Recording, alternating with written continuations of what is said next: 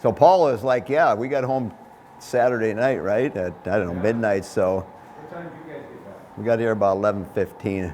So it takes me about a half an hour to drive home. And so I turn on Jay, and I'm coming down the same spot. Oh no. So it's about communication, being transparent, right? We've had some connection over the last week after he came over and plowed me. So now I'm coming down, same spot. There it sits right there. And then all of a sudden, boom, there's another one right there. Now they got me like, okay, what are we going to do here, fellas?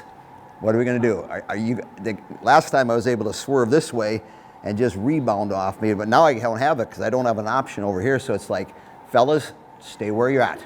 Just let me go by. Let me get home. And they cooperated. Hey, we were able to communicate, and they sat right there. It's like, boom. I would have been like a pancake. I thought your communication was going to be the horn. Yeah. I don't know if the horn might have scared them. It's like, just be patient. Be transparent. Like, we're connecting. Your car or Leslie's car? That was mine. Yeah, so same spot, same time, right there. At least you know where they are. Yeah.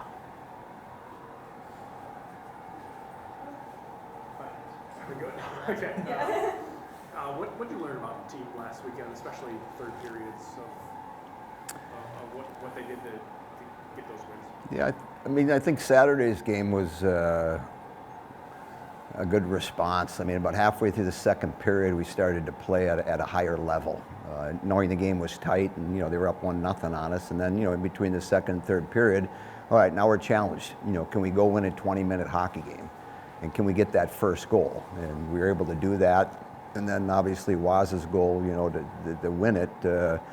Excited for her. She's been playing well. Probably would like to have 3, 4, 5 more goals in her pocket, but she scored a big goal for us there. And at the end of the game, it's like you should feel good about yourself. You found a way to win a hockey game. And as I was talking with Brian earlier this morning, it's both games were like playoff games, tight.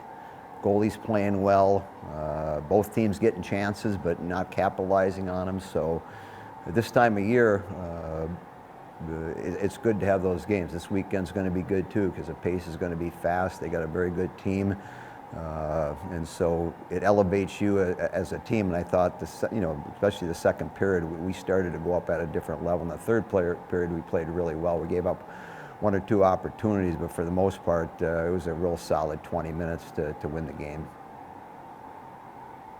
The senior class, obviously their story's not done, right? They still have a bunch of games to play, but maybe what are you most proud of for this group, or when you think of this group of seniors, what comes to mind? What do you think you're going to remember?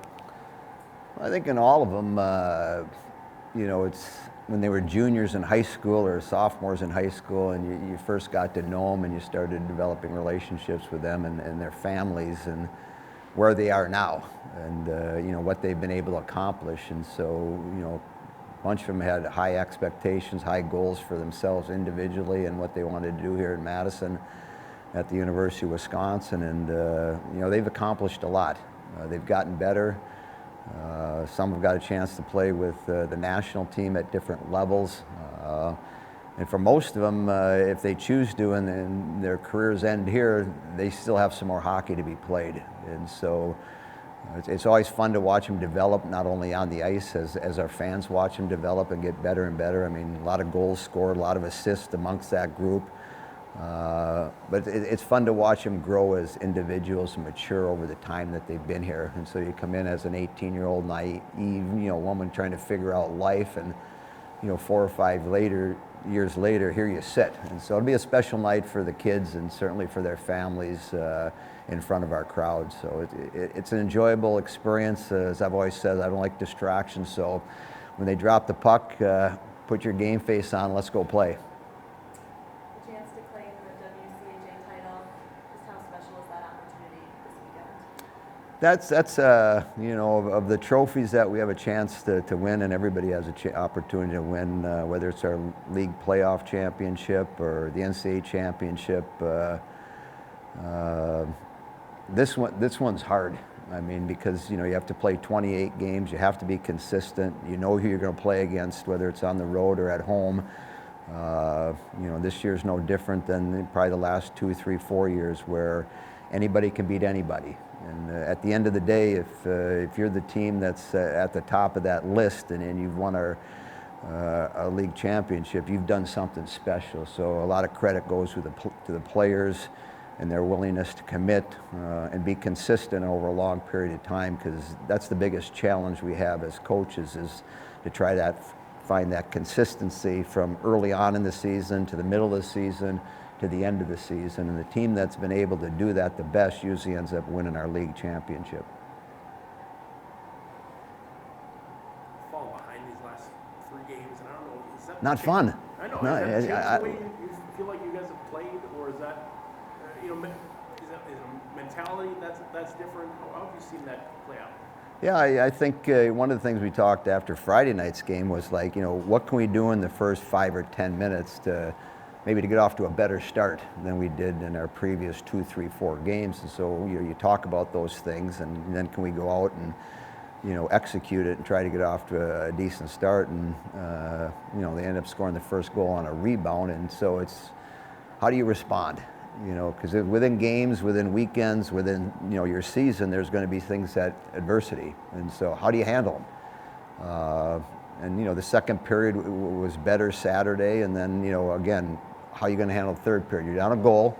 What can you do to score a goal? Maybe to create some energy and get things going in a different direction. And from the opening shift to the third period, I mean, we had 2 or 3 shots right away. We had play in their end.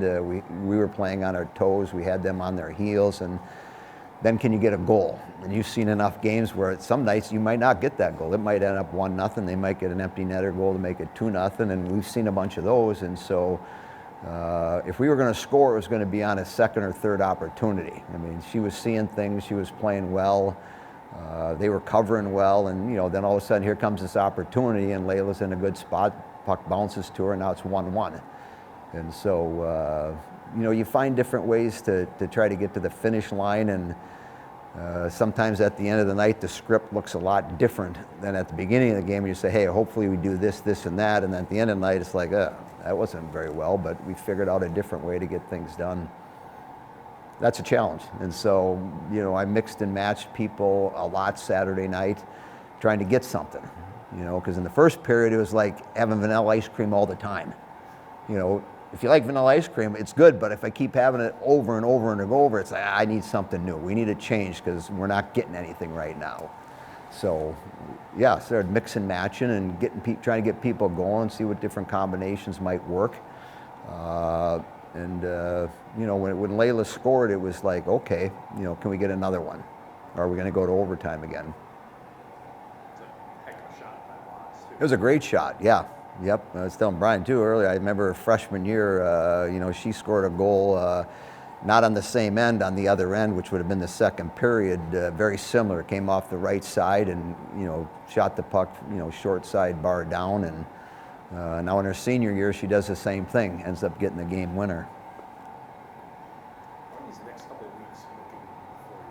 With the week off and then going to the Bemidji and then getting the rest, do you try and do anything different?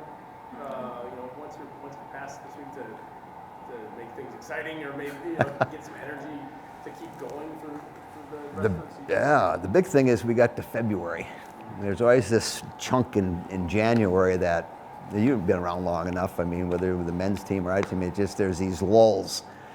School starts. Now I get back in this routine, and it's like and so, how do you get excited? Well, turn the chapter, go from January to February, and now you see these playoffs down over here, and there's some twinkle in the eye.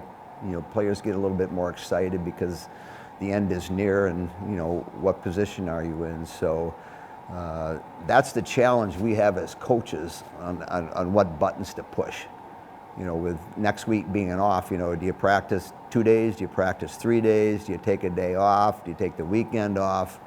And then the hard part is, when it's all said and done, at the end of that, if you've been successful, say, I did the right things. If you didn't do the right things and you end up losing, it's like then you kick yourself for doing that or that. So it's an interesting process of being in. But you know, the big thing for us is to really hone in on this weekend and try to play 6 good solid periods, knowing the competition is going to be really high, the pace is going to be good, the place is going to be packed. And so, you know, if I'm a player, boy, if I can't get excited about this weekend, but you know, go try something else. Maybe pickleball's your thing, or maybe tennis, or maybe golf. I don't know, but if I'm a hockey player, it's a great weekend. It's a real good weekend. And then, you know, to further answer your question, it's like, I don't mind having the weekend off. I say that now. I may regret it as we go through it, but I don't mind having the weekend off, because at this time of the year,